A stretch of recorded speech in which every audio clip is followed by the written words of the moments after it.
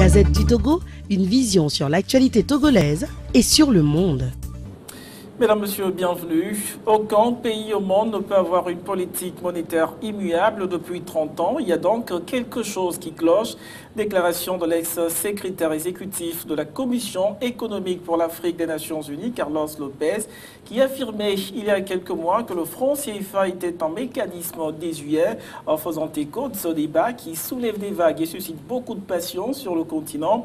Pour en parler, qui mieux que vous, Kako Nobupo, vous êtes ancien ministre togolais de la prospective et de l'évaluation des politiques publiques de 2013 à 2015 et ex-fonctionnaire de la BCAO. Vous occupez actuellement le poste de directeur de la francophonie économique et numérique au sein de l'OIF, l'Organisation internationale de la francophonie, porte-étendard de la lutte pour la souveraineté monétaire en Afrique. Vous êtes surtout co-directeur de l'ouvrage « Sortir l'Afrique de la servitude monétaire » à qui profite le franc CFA.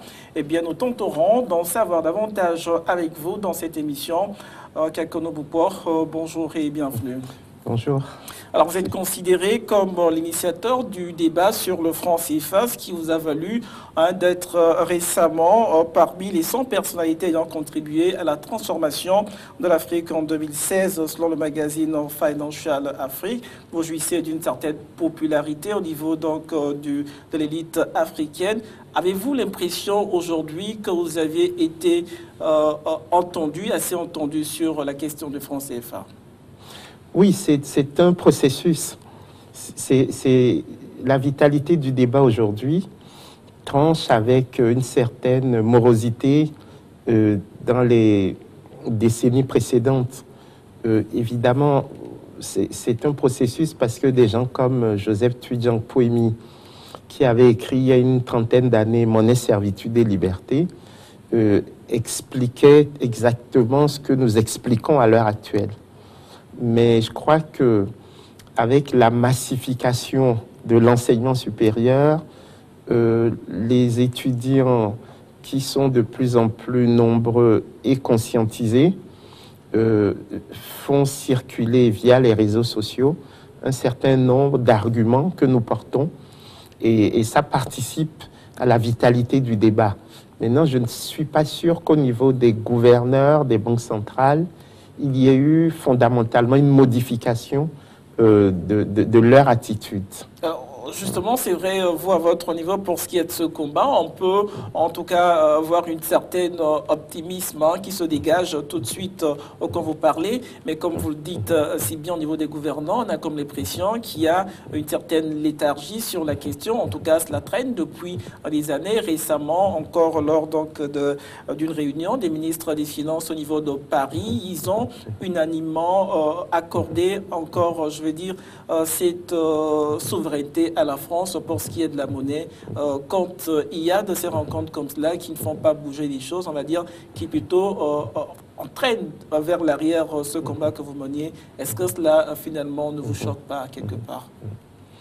Non, ce qui se passe, c'est que comme nous sommes pris dans ce que j'appelle la dictature des urgences, on a l'impression que les phénomènes, comme les phénomènes monétaires, sont stables.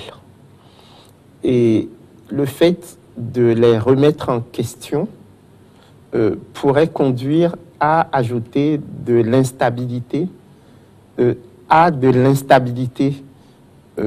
mais c'est là où toute la pédagogie importe pour montrer que c'est un système en fait. Alors, cela dit, vous comprenez quand même, quand vous parlez de l'instabilité aujourd'hui, qu'on serait amené à ajouter à une autre instabilité. Cela montre que vous comprenez quand même aussi la réticence aujourd'hui de ceux qui ne veulent pas faire ce bond vers l'inconnu, ce saut vers l'inconnu. Oui, c'est-à-dire qu'il y a deux écoles de pensée. Il y a une école qu'on appelle celle de la neutralité de la monnaie, qui pense que les phénomènes monétaires n'ont pas d'impact sur l'activité réelle. Et donc, si vous participez de cette école, vous pouvez effectivement assumer cette dichotomie entre les faits monétaires et les faits réels. Mais il y a une autre école, l'école de la non-neutralité monétaire, à laquelle j'appartiens, qui qui pensent que les phénomènes monétaires ont un impact sur l'activité réelle, notamment via le crédit. Et donc, si vous participez de cette seconde école, vous voyez bien que l'instabilité du secteur réel peut avoir sa source dans la pseudo-stabilité du système monétaire. Alors, pour parler de ce système monétaire qui est sans doute complexe pour ceux qui nous suivent, je vais vous inviter, Kakondo Bokpo, à suivre cet élément sur ce qu'il convient d'appeler peut-être la jeunesse du franc CFA. Comment cette monnaie est-il née? Quels sont les principes qui garantissent d'une certaine manière la convertibilité et d'autres? On va sur cet élément et juste derrière, nous venons pour poursuivre sur ce plateau. L'arrimage du franc CFA à l'euro, un mariage qui dure depuis plus de 70 ans. Une histoire d'amour faite de passion mais aussi de renonciation quelquefois avec au centre le franc CFA, la dénomination de la monnaie commune de 14 pays africains de la zone franc.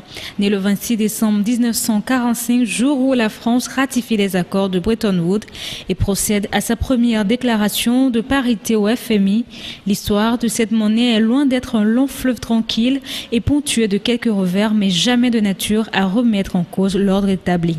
La zone franc a 4 principes de fonctionnement: la centralisation des réserves de change, le principe de la libre convertibilité des francs CFA en francs français hier et aujourd'hui en euros, le principe de la fixité des parités et le principe de la libre transférabilité des capitaux de la zone franc CFA vers l'euro. Mais à l'heure où des voix s'élèvent de plus en plus pour remettre en cause l'utilité de cette monnaie, alors, Kakondo Bokpo, la question que j'ai presque envie de vous poser au regard de l'élément que nous venons de suivre, c'est de savoir à qui finalement profite cette monnaie, d'abord que représente le franc CFA, aussi bien pour l'Afrique que pour la France qui l'a toujours défendu. Oui, je crois qu'il y a une élite france-africaine qui objectivement bénéficie du CFA, c'est-à-dire les grands groupes de la zone euro qui font de l'activité en Afrique zone franc peuvent rapatrier leurs bénéfices sans risque de change au sein de la zone euro. Et quand je prends un pays comme la Guinée équatoriale, on montre bien que la moitié de la richesse créée chaque année en Guinée équatoriale ressort juste pour payer la propriété du capital, parce que les capitaux ne sont pas équato-guinéens.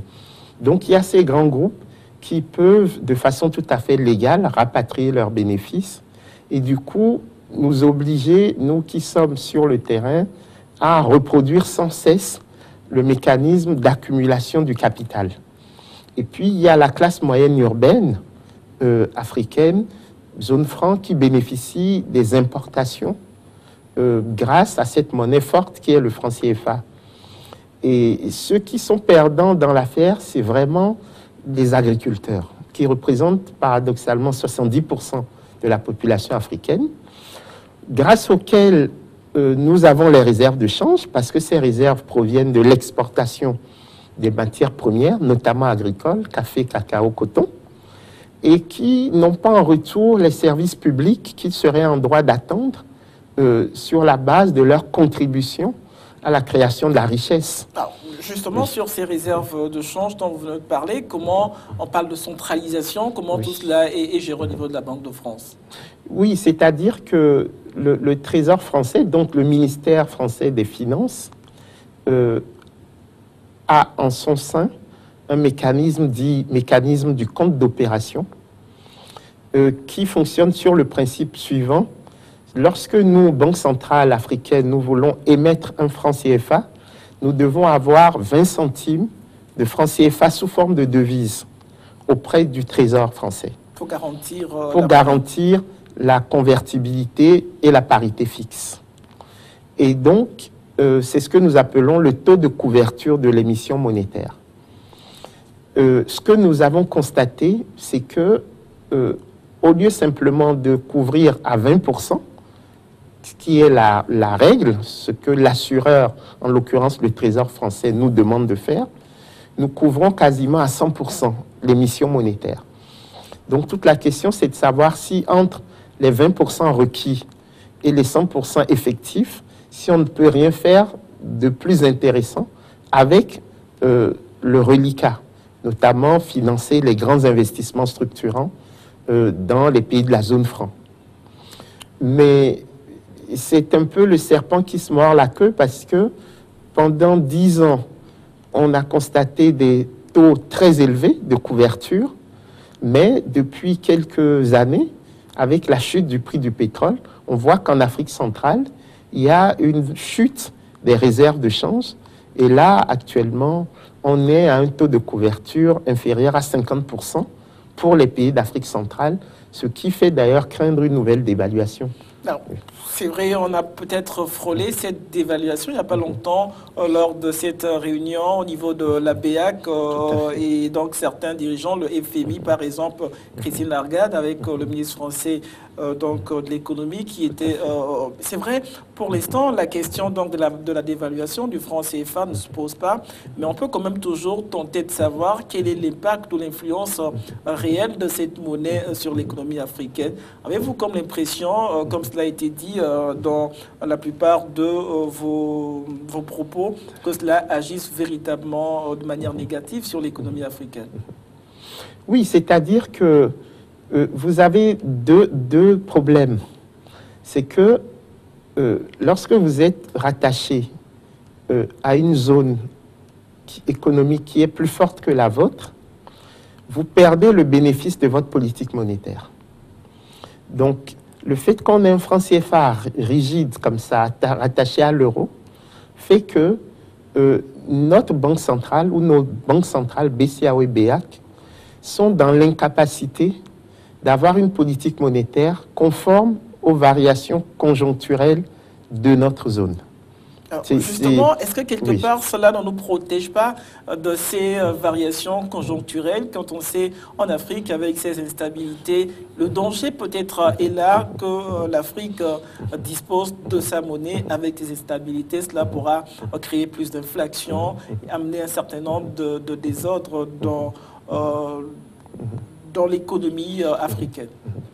Non, ce qui se passe, c'est que le rôle de la politique économique, qu'elle soit budgétaire ou monétaire, c'est d'aller contre le cycle naturel de l'économie. Donc, la politique monétaire a une vocation dite contracyclique. Les cycles, ils existent qu'on le veuille ou pas. Maintenant, quand vous vous rattachez à une monnaie d'une zone beaucoup plus forte que la vôtre, c'est comme si vous supposiez que votre cycle économique est le même que celui de la zone encre. Je vous donne un exemple. Tout le monde dit qu'il y a une stabilité monétaire parce que le CFA est rattaché à l'euro. Mais l'euro, lui, fluctue par rapport aux autres monnaies internationales, dont le dollar. Donc le CFA fluctue vis-à-vis des autres monnaies. Peut-être pas vis-à-vis de l'euro, mais vis-à-vis des autres monnaies. Donc les fluctuations dont vous parlez, ces variations conjoncturelles, elles existent, qu'on le veuille ou pas. Simplement, elles ne sont pas le fait de la conjoncture interne à la zone franc, mais le fait de la conjoncture interne à la zone euro. Puisque nous importons finalement les fluctuations entre l'euro et le dollar. Alors, vu que cette monnaie est plus ou moins maîtrisée d'une certaine manière par la France, est-ce que cela ne profite pas d'une certaine manière les Africains ou sinon les épargnes de ces fluctuations dont on parle, conjoncturelles, qui pourraient avoir des effets dévastateurs sur l'économie africaine quand on sait que la plupart des pays ne sont pas à un même niveau de développement. Quand on prend par exemple le Nigeria qui est un pays exportateur net de pétrole, ce qui n'est pas le cas pour les autres pays de la sous-région ouest africaine. Donc on se rend compte finalement que ce n'est pas en fait un cycle économique le même partout. Cela peut quand même amener, si jamais chaque pays ou sinon l'Afrique devait avoir sa propre monnaie, amener quand même quelques perturbations. Oui, de toutes les façons, c'est pour ça qu'on a des instruments de gestion de l'économie. C'est parce qu'il y a des fluctuations économiques. Elles peuvent provenir des aléas climatiques. Dans la zone UEMOA, vous voyez qu'il y a deux types de pays. Les économies sahéliennes qui ont une saison sèche et une saison pluvieuse, et les économies côtières qui ont 2 saisons sèches et 2 saisons pluvieuses. Donc, vous n'avez pas les mêmes cycles économiques, de toutes les façons. Donc, à ceci, vous rajoutez une instabilité supplémentaire, celle qui consiste à arrimer votre monnaie à celle d'une zone qui a son propre cycle économique. Donc, malheureusement, je crois que c'est le système actuel qui provoque un surcroît d'instabilité. Non, ce qu'il faudrait faire clairement, c'est d'avoir une politique monétaire en phase avec les réalités. Il est absurde que les pays les plus pauvres du monde soient rattachés à une des monnaies les plus fortes.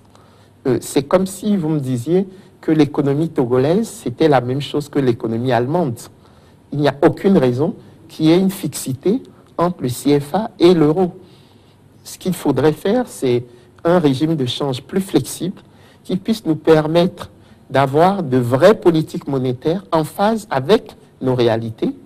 Je donne un exemple. Nous sommes tous dans des processus d'émergence qui supposent des masses de financement importants pour justement créer cette transformation structurelle. Mais on voit bien que comme nous ne produisons pas grand-chose, lorsque nous ouvrons les vannes du crédit, ben, ça alimente les importations. Or, les importations, nous les payons avec les devises. Et à un moment donné, nous n'avons plus suffisamment de devises pour régler nos importations. Et à ce moment-là, on dévalue. Et donc, c'est ce que risque actuellement l'Afrique centrale, parce qu'elle n'a plus la manne pétrolière qui lui permettait d'arbitrer facilement entre l'impératif de financement de l'émergence et la parité fixe avec l'euro. Donc, je crois que c'est un débat que nous serons obligés de mener, qu'on le veuille ou pas. Alors, pour peut-être poursuivre et continuer donc dans ce débat, voir peut-être d'autres aspects de cette politique monétaire, ce que vous proposez aujourd'hui, je pense, c'est d'arriver peut-être à arrimer le franc CFA à un panier de monnaie. C'est pas forcément, je ne sais pas, quitter le joug de la France. Oui, c'est-à-dire que nous, notre constat, il est à deux niveaux.